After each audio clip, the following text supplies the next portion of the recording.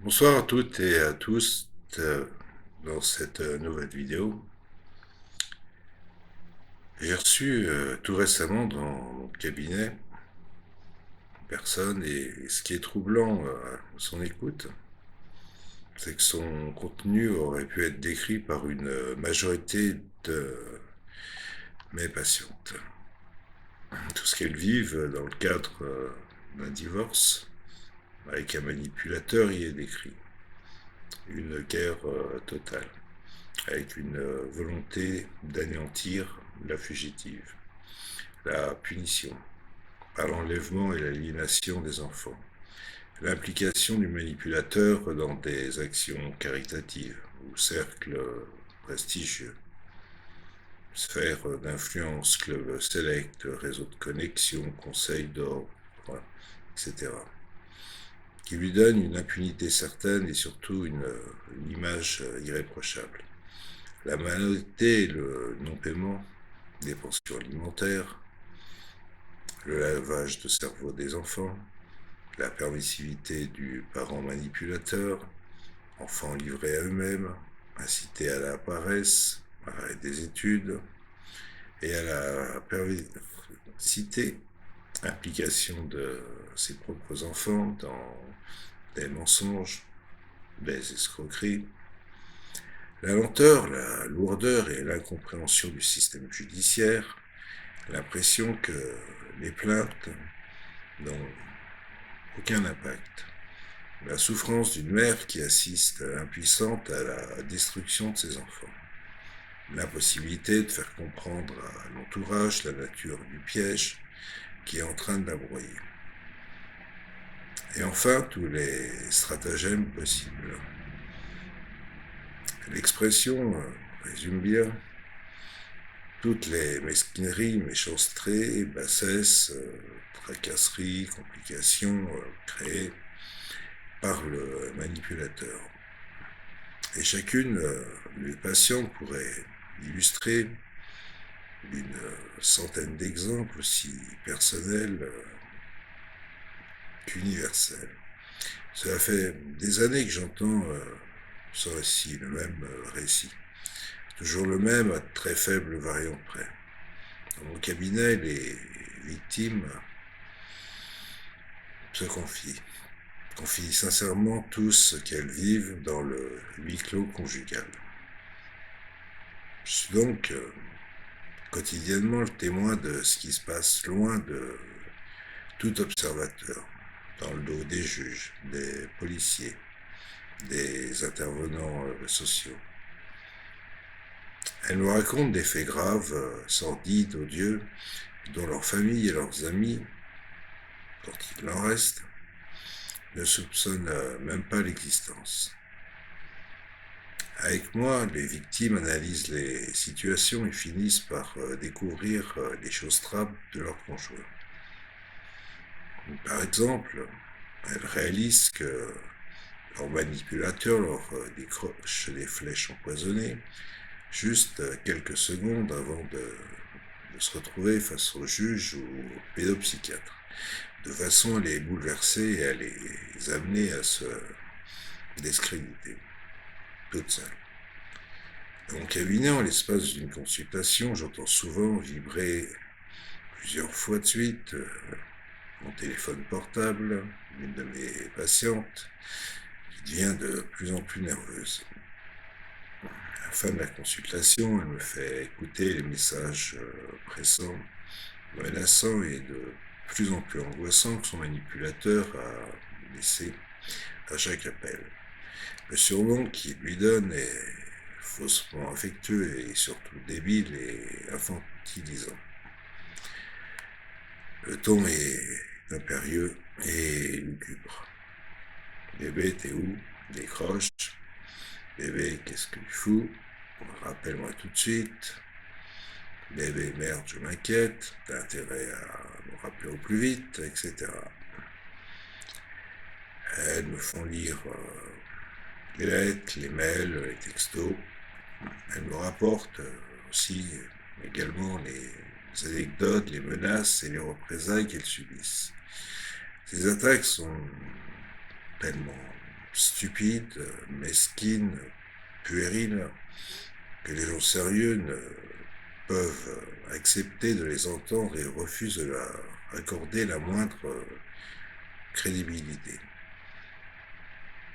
Comment concevoir un conjoint adulte, qu'un conjoint adulte puisse s'abaisser à de tels comportements infantiles? Cette victime débloque. Elle invente forcément des horreurs pour discréditer son conjoint. J'assiste quotidiennement à la descente aux enfers de ces victimes, à la destruction de leurs enfants, broyés par des procédures judiciaires que les manipulateurs orchestrent avec une profonde délectation. Ce jour, nous sommes encore si peu nombreux à croire les victimes lorsqu'elles témoignent, à les comprendre, à savoir ce qu'elles vivent. Pourtant, lorsqu'ils sont sensibilisés au problème de la violence psychologique, mes confrères et consoeurs entendent et relatent exactement les mêmes faits que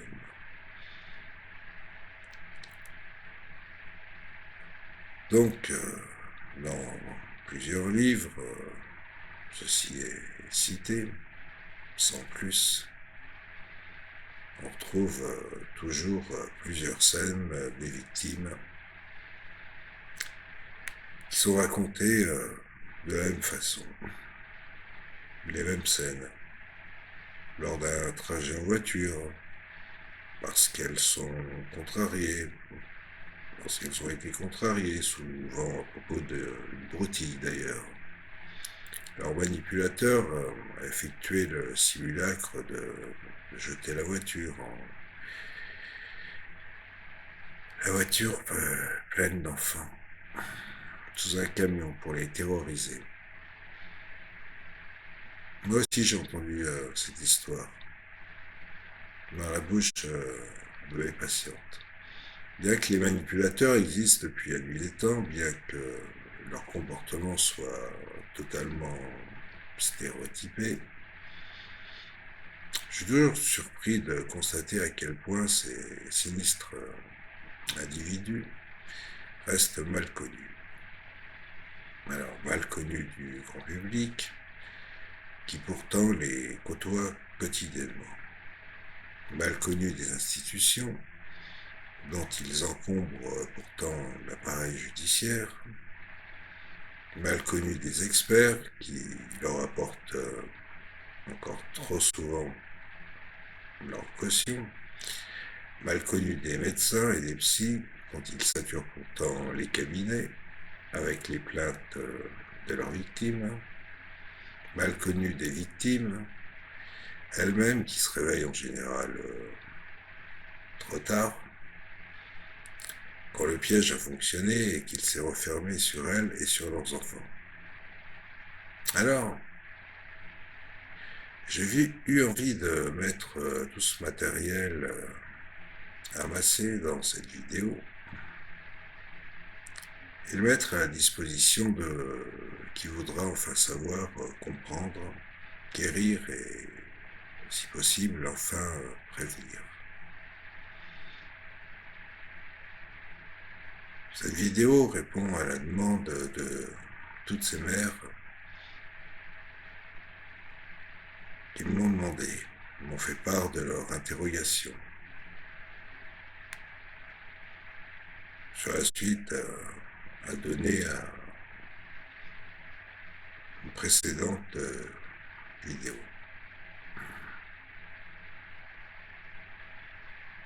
Avec des témoignages comme merci, ouf, je suis libre et je revis. Enfin, presque, parce que la procédure, elle, s'éternise. Il fait toujours bon pour le manipulateur de tout empêcher la vente de la maison. Il multiplie les procès, les demandes d'expertise et maintenant en plus, elle s'en prend aux enfants. Il les manipule, les montre contre moi, et les oblige à demander eux-mêmes la garde alternée. Bref, continue à me pourrir la vie. Il m'épuise. On est tout le temps en rendez-vous avec des médiateurs, des experts, des enquêteurs sociaux.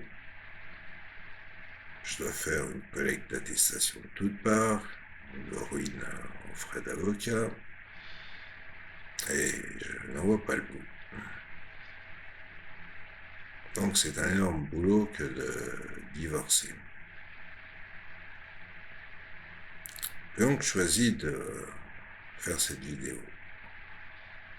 Peut-être un fil d'Ariane pour permettre aux victimes de s'évader du labyrinthe mental et juridique sans se faire détruire par leur minotaure personnel. Puissent-elles toutes écouter cette vidéo avant même d'entamer toute démarche de séparation. Car ce qui vous attend est sinistrement stéréotypé. Puis je suis là d'entendre les patients me dire, évidemment, lorsqu'il est trop tard pour attraper le coup, c'est dingue, il a fait exactement ce que vous aviez prédit. Je n'aurais jamais cru que le père de mes enfants puisse un jour, et grâce au témoignage de toutes celles qui sont passées par là avant vous, je voudrais vous prévenir, vous outiller. Et autant que faire se peut banaliser et déterminer le terrain sur lequel eh bien, vous allez devoir vous engager. Parce qu'elle l'atteint dans son narcissisme et dans sa toute-puissance pathologique, la séparation attise la haine de votre manipulateur. Son esprit de vengeance, son envie de vous blesser, son besoin de vous punir vont rapidement dériver vers la volonté de vous détruire. Non, sa colère ne se calmera pas. Que vous le vouliez ou non, il vous fera une guerre totale, sans merci. Il vous faudra renoncer à l'apaiser et oser enfin l'affronter. Ce que vous auriez dû faire dès le début. Puis, vous devrez apprendre à deviner, à anticiper toutes les choses trappes qu'il vous tendra, apprendre à vous protéger, à vous défendre et à vous battre. Il vous faudra aussi apprendre à pratiquer l'affirmation tranquille de vous pour pouvoir s'aîner et protéger vos enfants. Un trou de serrure pour permettre aux instances juridiques et sociales d'avoir accès à ce qui se passe dans leur dos. Les expertises. Les expertises sont faussées par de doubles visages du pervers. Lors des enquêtes sociales, les manipulateurs brouillent les cartes. Flatteurs, voire enjôleurs, ils savent lapider leur compagne avec un air faussement bienveillant. Ma femme n'est pas très maternelle, dit-il d'un air circonscrit. Ce n'est pas de sa faute, elle a une enfance difficile, elle ne sait pas y faire avec les enfants. C'est pour ça qu'elle s'énerve tout le temps. Surtout quand elle a bu. Alcoolique ? Non, je ne dirais pas ça. Elle a juste un fond dépressif. Voilà l'épouse habillée pour l'hiver, et n'ayant aucun moyen de rétablir la vérité. D'abord parce qu'elle ignore ce qu'il a dit sur son compte. Ensuite parce qu'elle est conditionnée à protéger loyalement l'image de son compagnon. Et comme elle présente les signes de dépression qu'il a énoncés, la version du mari semble donc bien crédible. Il ne reste plus à l'épouse naïve qu'à proposer un apéritif à son visiteur pour que son alcoolisme soit établi en justice. Les victimes se défendent très mal et se présentent sur leur pire jour. Les tentatives de médiation sont l'apothéose du processus. Sachant que ce qui se dit au cours de cette médiation, de ces médiations, restera inconnu du juge, donc n'aura aucun impact judiciaire.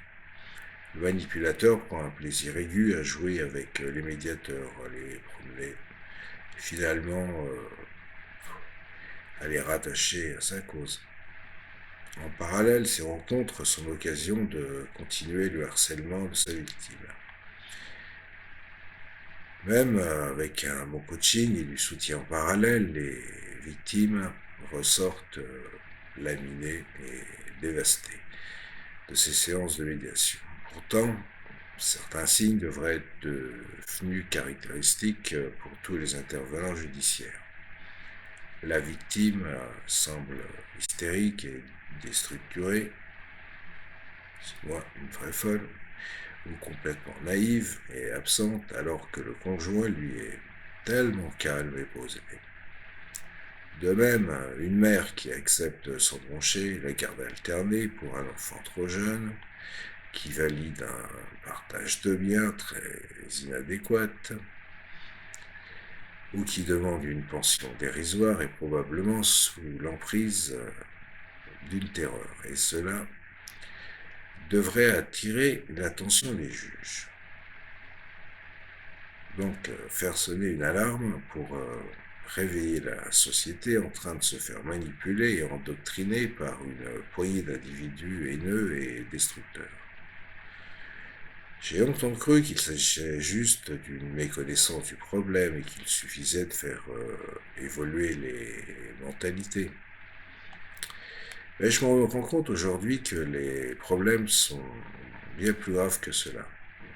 Les croyances et les principes de base des manipulateurs sont en train de gangréner l'inconscient collectif. Leurs discours sont maintenant repris candidement par des gens de bonne volonté, sans recul ni aucune réflexion. Par exemple, les manipulateurs sont profondément misogynes. Ça, on pourrait le savoir. Ils haïssent les femmes et règlent avec leur épouse les problèmes qu'ils n'ont pas réglés avec leur mère. Le truc classique. Pour eux, toutes les mères sont abusives, surprotectrices, dans le déni du père et dans une fusion malsaine avec leur enfant. De même, les manipulateurs nient la spécificité de l'enfance et traitent les tout-petits comme des mini-adultes. À les entendre, les mères sont inutiles, interchangeables et peuvent être remplacées par le père ou sa copine du moment. Ce discours fait son chemin. Qui se souvient aujourd'hui d'un enfant de moins de 6 ans qui est un petit mammifère et qui a besoin de soins, d'un maternage de haute qualité, donc d'une maman proche de son enfant, protectrice et affectueuse, qui va envisager qu'une résidence alternée sur un enfant si petit va le dévaster complètement psychiquement. Enfin, les manipulateurs savent se placer en victime pour qu'on les plaigne. Les pères pervers sont de grands braillards, ils théâtralisent leur atroce souffrance d'être séparés de leur enfant. Eh bien, cela fonctionne. La cause de ces pauvres pères, privés de leur enfant, prime de plus en plus sur les besoins fondamentaux des enfants. Avoir un lieu de vie stable et une maman. Pour les border, seules les mères savent que ces pères, en apparence désespérés, ne sont jamais occupés de leurs enfants avant la séparation. Et dès qu'ils en auront tenu la garde, ils les refourgueront comme des paquets encombrants Alors, compagne du moment, aux grands-parents, bien sûr, s'il reste que la mère, à leur mère. Donc, dans une de mes précédentes vidéos sur ce thème de la manipulation mentale, j'avais choisi de parler à égalité des cas de manipulation provenant des femmes ou des hommes. Dans la vie de tous les jours, dans le cadre du travail, du voisinage ou de la famille, les manipulatrices semblent être aussi nombreuses que les manipulateurs. Alors ceux-ci peuvent en choquer plus d'un. Le chiffre le plus souvent avancé est de 4% de la population, avec une petite dominance des hommes sur les femmes. Mais comment compter avec précision des gens sournois avant s'en masquer? Ce chiffre est confirmé par le pourcentage de violences conjugales. Il reste le même dans les couples lesbiens et homosexuels. Il ne s'agirait donc pas d'une domination masculine imposée aux femmes, mais d'une frange de la population, hommes et femmes confondus, qui exerce une toute-puissance pathologique et perverse sur leur conjoint. Les hommes seraient donc statistiquement aussi nombreux à être aux prises avec une manipulatrice. Mais où sont-ils? 98% des cas de violence conjugale recensés concernent des femmes. C'est pourquoi, dans le cadre de cette vidéo, cette volonté d'équité entre les deux sexes peut me poser un problème éthique. Sans doute, les hommes manipulés existent-ils? Sans doute sont-ils aussi malheureux que leur sœur d'infortune, mais je ne les connais à peine, et simplement parce qu'ils viennent beaucoup moins en consultation. Depuis que je pratique, j'ai eu très peu de cas où l'homme était victime d'une manipulatrice, ou plutôt se présentait en consultation comme victime d'une manipulatrice. Alors qu'au cours de toutes ces années, j'ai vu défiler dans mon cabinet un nombre incalculable de femmes aux histoires étrangement similaires.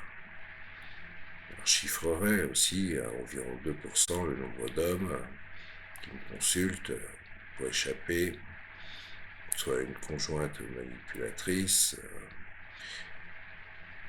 ou perverse.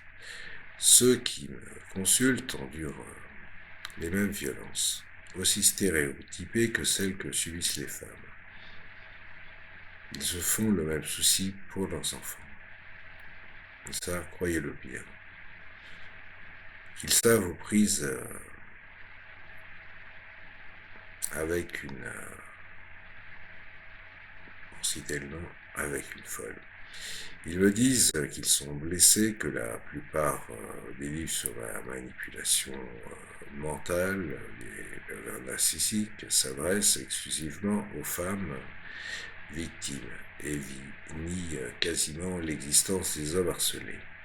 Mais la proportion d'hommes victimes par rapport aux femmes victimes est objectivement très déséquilibrée, en tout cas dans ma pratique.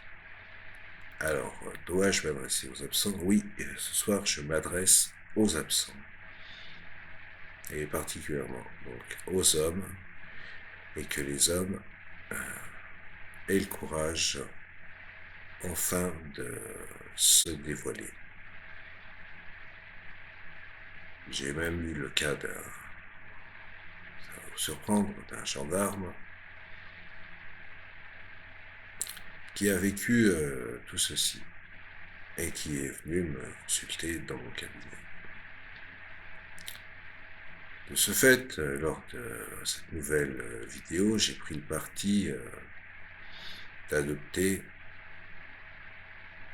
majoritairement le point de vue des femmes victimes d'hommes manipulateurs, au risque de froisser quelques susceptibilités masculines. Je refuse de masquer dans une illusion de réciprocité ce phénomène alarmant qui touche essentiellement les mères et leurs enfants. Du reste, cette exigence de parité parfaite est justement une des façons de noyer le poisson cher aux manipulateurs. De plus, même si l'emprise psychologique est une domination qui peut être exercée indifféremment par les deux sexes, il y a néanmoins au niveau de la société un mépris des femmes et une domination masculine qui aggrave ce processus de violence conjugale. Et oui, il existe indéniablement des hommes qui vivent aussi ces violences, mesdames. Alors, plus tard, je donnerai quelques exemples relatés par les rares hommes qui sont venus à mon cabinet et qui en ont parlé. Mais statistiquement, ce sont surtout les femmes qui endurent les violences conjugales et qui en meurent. Formatées par leur éducation à être trop compréhensives et maternantes, elles sont objectivement les plus exposées, les principales victimes, ainsi que leurs enfants. Alors, occupons-nous déjà de mettre les femmes et les enfants à l'abri. Ensuite, quand j'espère ils se manifesteront en nombre, et en nombre important, là on pourra quand même enfin s'occuper aussi des hommes victimes. Et j'espère que ceci viendra très vite et très rapidement. Et je suis un fervent militant de ceci. Qu'on arrête de prendre les hommes pour des abrutis. Ce livre, qui n'existe pas, malheureusement, avec des statistiques qui sont souvent farfelues, sur les divorces, sur d'autres sujets, eh bien, je m'adresse aux hommes, tout particulièrement pour qu'enfin ils se regroupent et écrivent un livre, un essai, une vidéo, qu'ils filment une thérapie de groupe,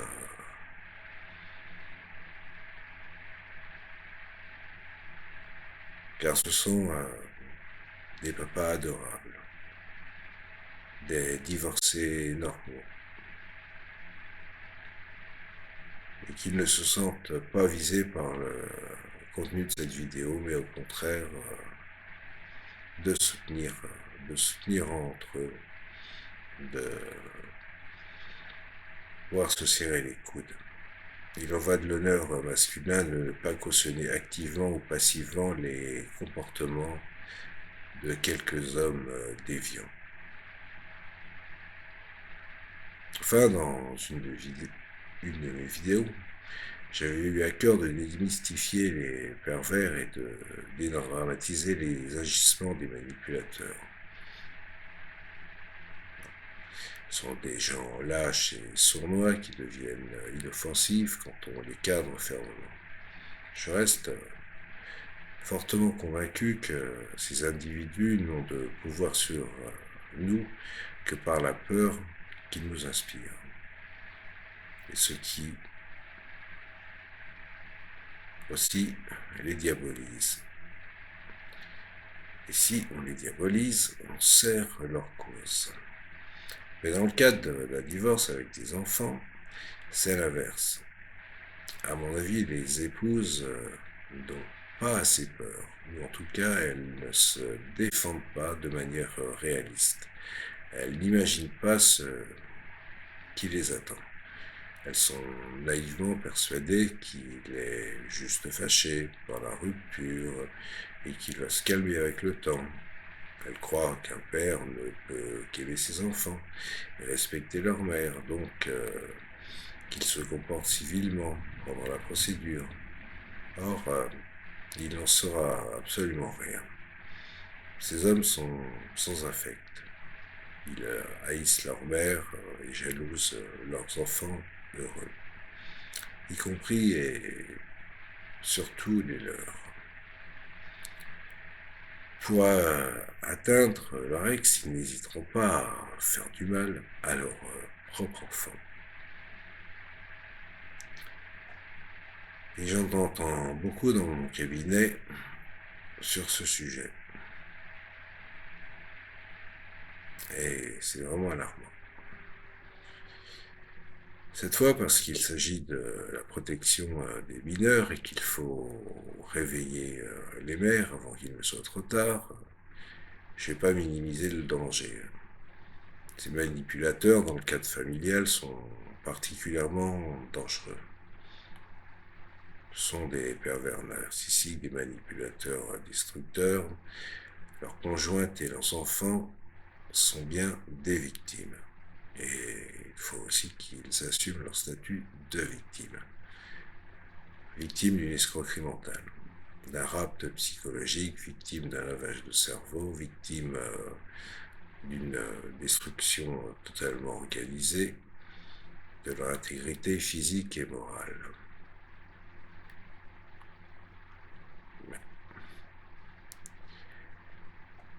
Je vous confirme donc que j'ai rien inventé et que tous les exemples que je peux donner sont directement issus de mes patients.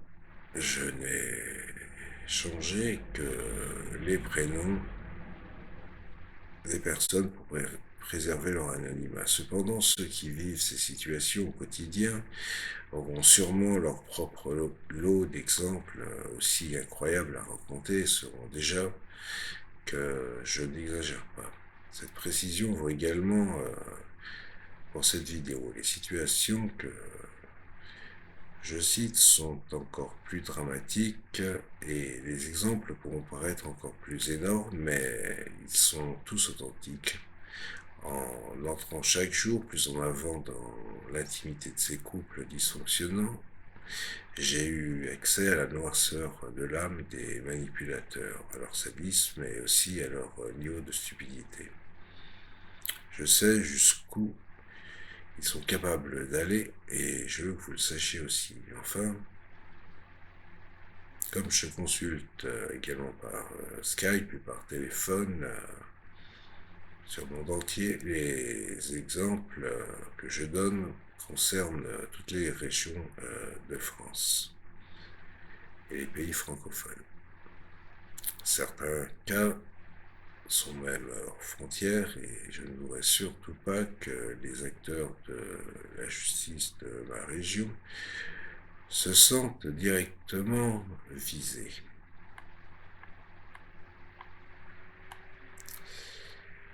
Ça, c'est une autre histoire.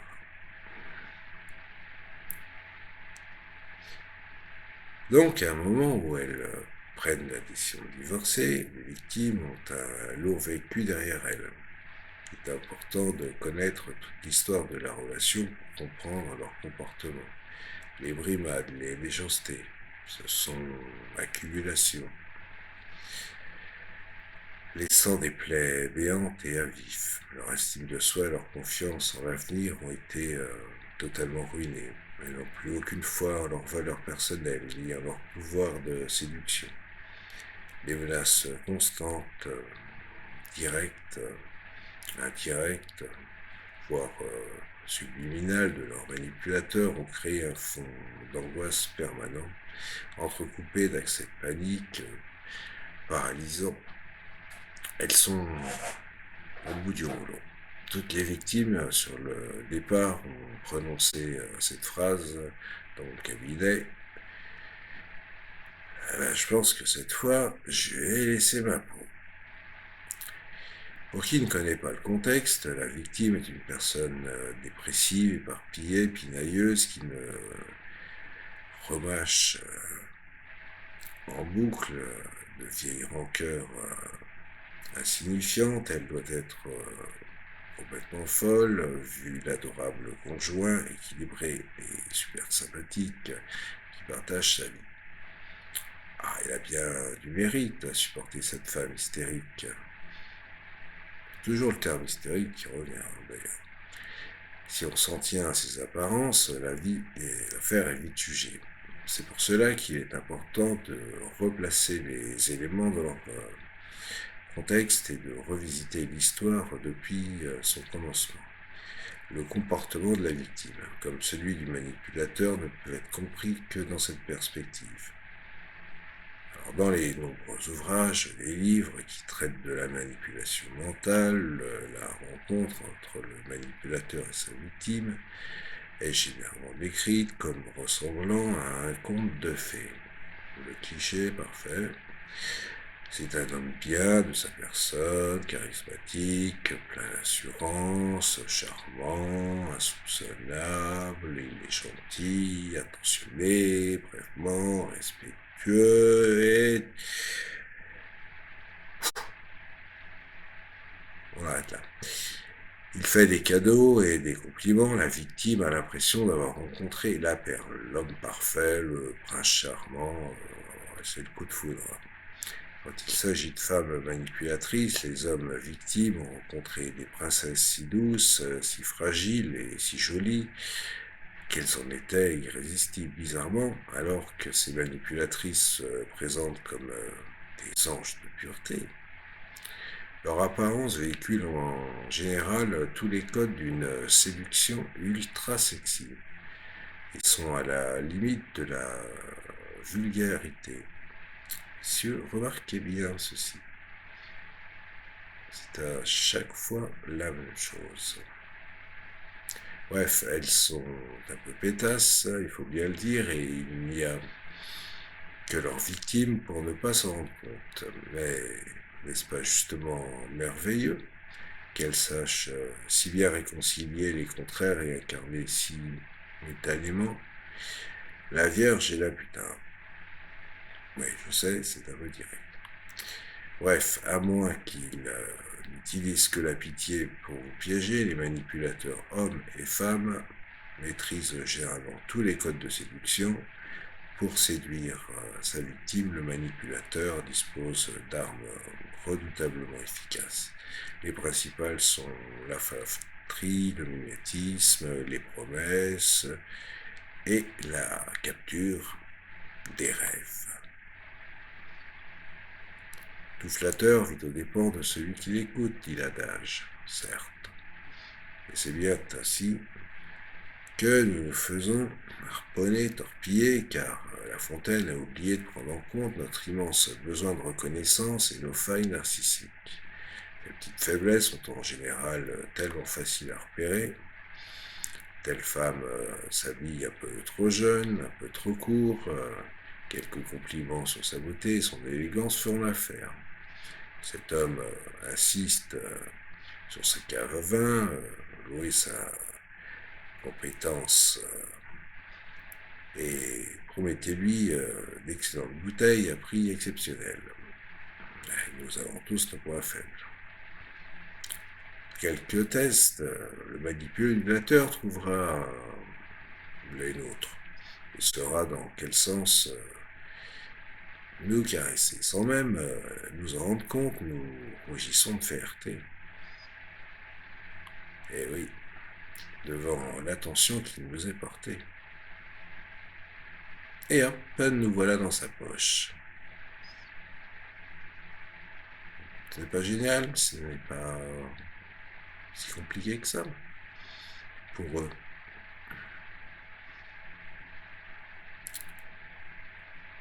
Alors un conseil, et je continuerai cette vidéo sur le divorce, avec des études de cas. Mais prenez bien vos précautions lorsque vous mettez les pieds dans un tribunal et que vous allez rencontrer un JAF. Sur ce, passez une très agréable soirée. Merci de m'avoir écouté. Et bien sûr, à bientôt.